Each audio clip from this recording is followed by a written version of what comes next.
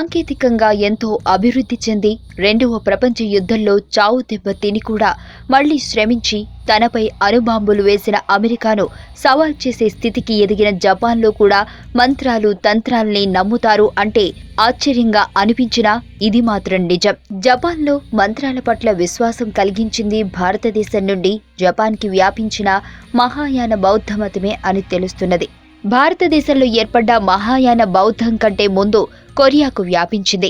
క్రీస్తు శకం 552లో కొరియా రాజు అయిన సిరమాయ కొందరు బౌద్ధ భిక్షువుల్ని మత ప్రచారానికి జపాన్ పంపాడు.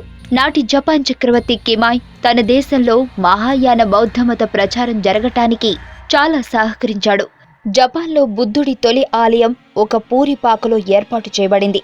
క్రమంగా బౌద్ధ భిక్షకు రాళ్లు సైతం జపాన్ వెళ్లి బౌద్ధ మతాన్ని అక్కడ ప్రచారం చేశారు.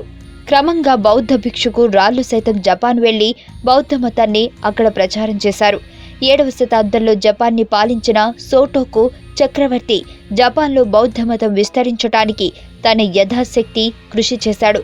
జపాన్లో ఏర్పడి ప్రపంచం అంతటా పేరు పొందిన ఒక బౌద్ధ మత శాఖ జెన్ బుద్ధిజం. జెన్ అంటే జపాన్ భాషలో ధ్యానం అని అర్థం.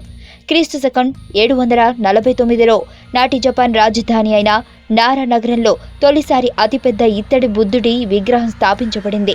క్రీస్తు శకం 18వ శతాబ్దం ప్రవేశించేసరికి నారా నగరం మహాయాన బౌద్ధమతానికి ఆయువు పట్టుగా మారింది.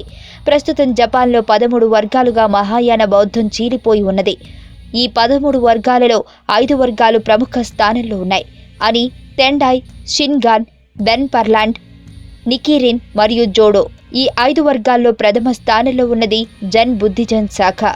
జన్ శాఖ బోధనల ప్రకారం దైవం, మనిషి, విశ్వాసం అన్నీ ఒకటే అన్న సిద్ధాంతం ప్రకటితం అవుతుంది. బుద్ధుడిని దైవంగా కొలిచే జపాన్లో మత విశ్వాసాలు అధికంగా ఉన్నాయి. కోరికలు తీరకుండా మరణించే మానవులు దయ్యాలు అయ్యి మనుషుల్ని పీడిస్తారని, పునర్జన్మ ఉందని, స్వర్గం నరకం ఉన్నాయని, అదృష్టం దురదృష్టం ఉన్నాయని, క్షుద్ర శక్తులు చేతబడులు ఉన్నాయని జపాన్లోని అధిక శాతం ప్రజలు నమ్ముతారు. జపాన్ ప్రజలు తమ అదృష్టాన్ని ఇచ్చే 7 దేవతల బొమ్మల్ని ఇంట్లో ఉంచుకుంటారు. లాఫింగ్ బుద్ధ అనే బొజ్జ మనిషి అందరికీ తెలిసినదే. చాలా మంది అనుకుంటున్నట్లుగా ఈ ఊబకాయం బొమ్మ పేరు బుద్ధ కాదు, హుటేయ అని తెలుసుకోవాలి. అంతేకాదు, ఈ హుటేయ జపాన్ దైవం కాదు, చైనా దేవుడు. ఇండియాలో పుట్టి జపాన్కి వ్యాపించిన మహాయానం హిందూ దేవుళ్ల పేర్లు మార్చి జపాన్కి రవాణా చేసింది. ఆ దేవుళ్లనే అదృష్టాన్ని, విజయాన్ని ఇచ్చే 7 లక్కీ గాడ్స్గా జపాన్ ప్రజలు కొలుస్తున్నారు. మీకు తెలియని మరిన్ని రహస్యాలను తెలుసుకోవాలనుకుంటున్నారా? అయితే సబ్స్క్రైబ్ చేయండి రహస్యవాణి.